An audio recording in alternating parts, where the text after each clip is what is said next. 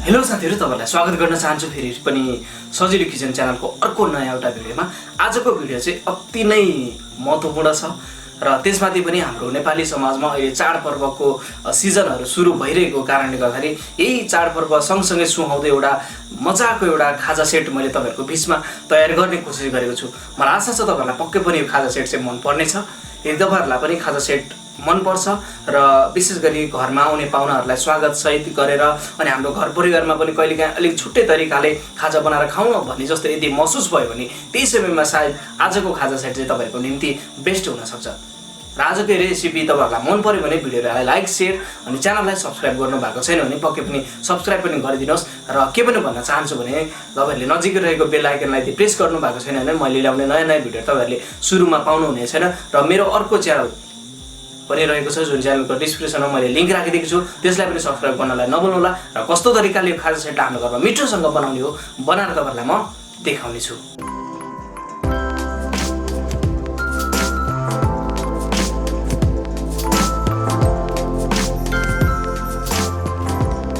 र यो विशेष प्रकारको खाजा सेट बनाउनको लागि अति नै मेहनत त भइ नै हाल्छ, तर पनि अति स्वादिलो बन्छ। सुरुमा चाहिँ हामी यो कुखुराको मासु यसलाई उसिनौं, जुनलाई चाहिँ मैले चिकन साँधेको बनाउन गइरहेको छु।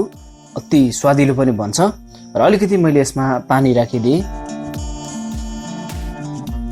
र थोरै यसमा मैले नुन पनि राखिदिएको छु र बीचमा यसरी मिलाइदिऊ यो मासुलाई चाहिँ। त्यसपछि यसलाई उम्लनलाई छोडिदिऊ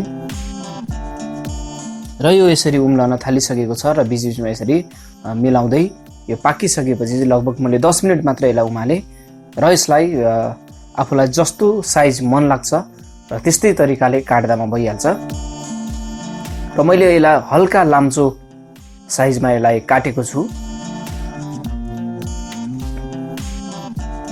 र यतिको मासु मैले काटेर तयार गरे।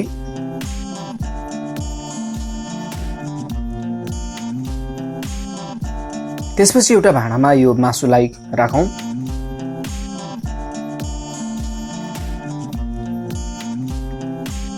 यसमा अलिकति धनियाको पातला पनि राख्यौं। थोरै हरियो खुर्सानी पनि मसिनो गरेर काटेर यसमा राख्नुपर्छ र अलिकति प्याज पनि यसमा राखौं। र अलिकति यो जिरा धनियाको धुलो हो, तर भुटेको जिरा धनियाको धुलो हुनुपर्छ र अलिकति स्वाद अनुसारको नुन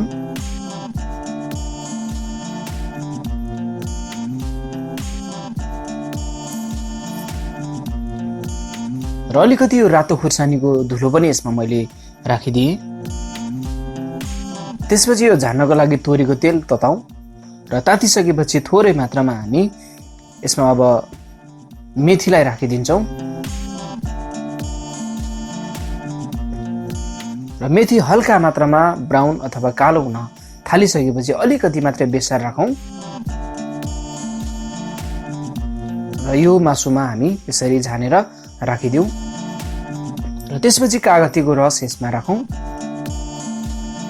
र यसरी कागती राखिसकेपछि सबै सामग्रीहरूलाई यसरी मिक्स गरिदिनुपर्छ र मैले चाहिँ यस्तो तरिकाले मिक्स गरिरहेको छु।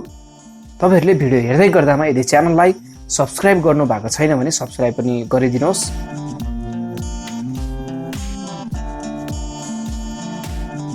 र बीचमा यसरी चलाउँदै गर्दाखेरिमा हाम्रो यो चिकन साँधेको लगभग तयार भइ पनि हाल्यो। त्यसपछि अब हामी पक्कु बनाउने छौं, यो जसको लागि चाहिँ मैले खसीको मासु अलिकति लिएको छु। अदुवा लसुनको पेस्ट मैले यसमा राखिदिएँ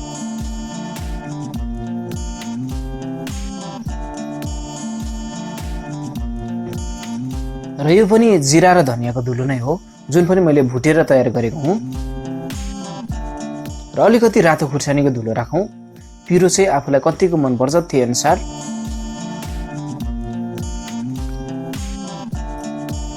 र अलिकति मैले यसमा मिट मसला पनि राख्न गइरहेको छु, तर यो चाहिँ अप्सनल हो। र नुन पनि यसमा राखौं र यति मसलाहरू राखिसकेपछि हामी अब यसमा गरम मसलालाई पनि राखिदिन्छौं र अलिकति तोरीको तेल पनि हामी यसमा राखौं। यतिको सामग्रीहरू हामीले राखिसकेपछि यो मासुलाई लगभग हामी फ्रिजमा 2-3 घण्टाको लागि छोडिदिन्छौं। अझ एक रात यसलाई छोपेर राख्यो भने अझ यसको म्यारिनेसन एकदमै राम्रो हुन्छ र म्यारिनेसन राम्रो भएको कारणले गर्दा स्वाद अझ बढ्नलाई मद्दत गर्छ। र 2-3 घण्टा मात्रै मैले राखेँ र यसरी यतिको तयार भएको छ। यदि च्यानललाई सब्स्क्राइब गर्नु भएको छैन भने सब्स्क्राइब पनि गरिदिनुहोस्, लाइक सेयर पनि गरिदिनुहोस् र कमेन्ट गर्नलाई पनि नभुल्नु होला। र यसरी 2-3 घण्टापछि यसरी फेरि मैले मासु चलाइसकेपछि एउटा कसौडी बसालौँ र त्यसमा तोरीको तेललाई राखौँ। तोरीको तेल मजाले तातियोस्, त्यसपछि तेजपात, दालचिनी, ल्वाङ र सुकमेल यसमा राखिदिउँ। र यसरी राखिसकेपछि मासु अब यसमा हामी राखौँ।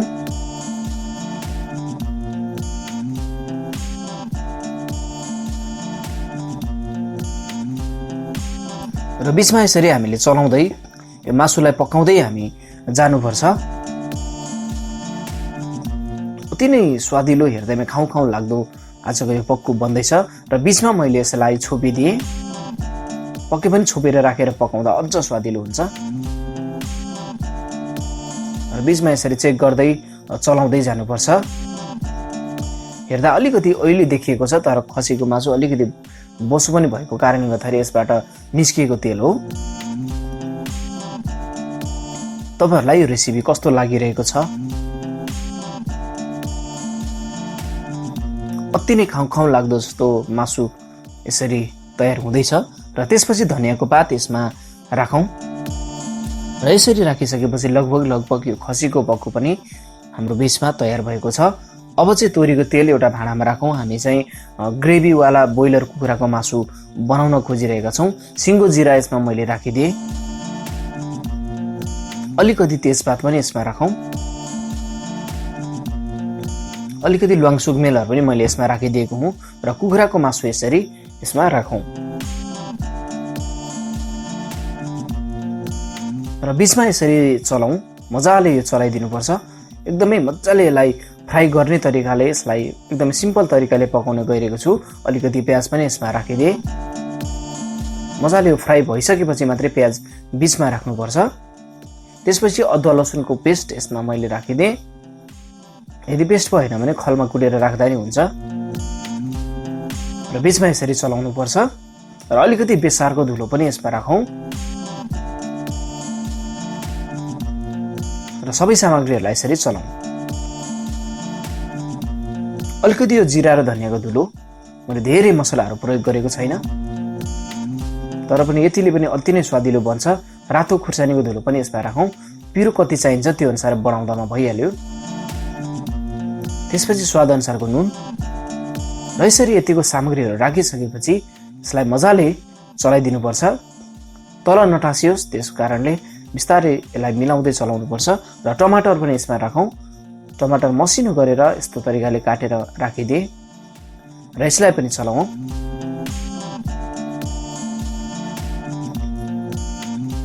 अब बिचमा अलिकति पानी राख्नुपर्छ। हामी यसलाई चाहिँ ग्रेभी तरिकाले पकाउन गइरहेका छौँ। र अलिकति यो चिकन मसला पनि यसमा मैले राखिदिएँ।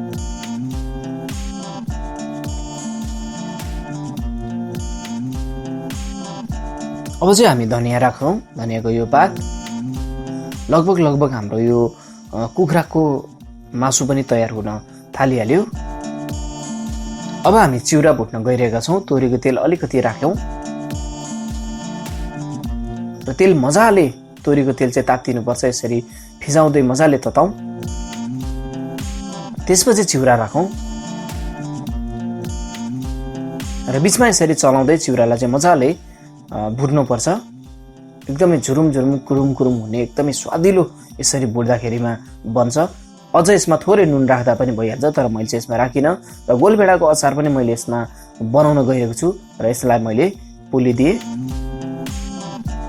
र यसरी मैले तयार गरेको छु। अब बिचमा अलिकति मसिनो गरेर काटेर मिक्सरमा राखिदिएको छु। र धनिया यसमा राखेँ।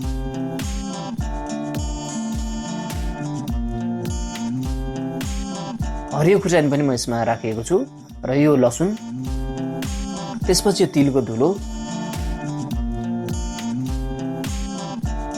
अलिकति नुन,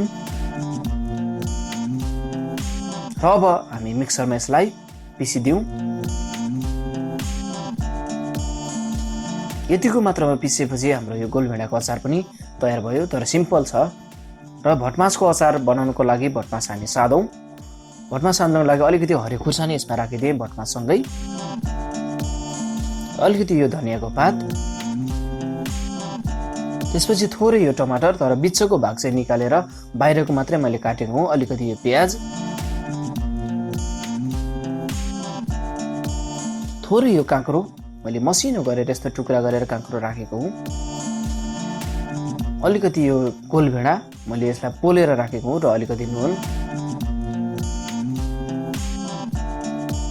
र यो रातो खुर्सानीको धुलो र यो कागतीको रस। र यसरी कागतीको रस पनि यसमा राखिसकेपछि एकदमै ताजा, एकदम फ्रेस, मिठो, मजाको बास्ना आउँछ। र यो तोरीको तेल जसलाई चाहिँ मैले तताएर यसमा हालेको हुँ। र यो लसुन जसलाई चाहिँ मैले यस्ताले लाम्चो गरी काटेर राखेको हुँ। र बिचमा यसरी मोलौँ। यो टमाटरलाई यसरी तोड्दै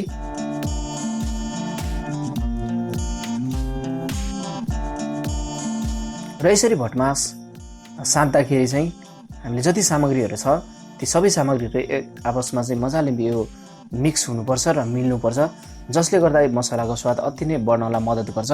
र यस्तो तरिकाले मैले चाहिँ सर्भ गरेको छु।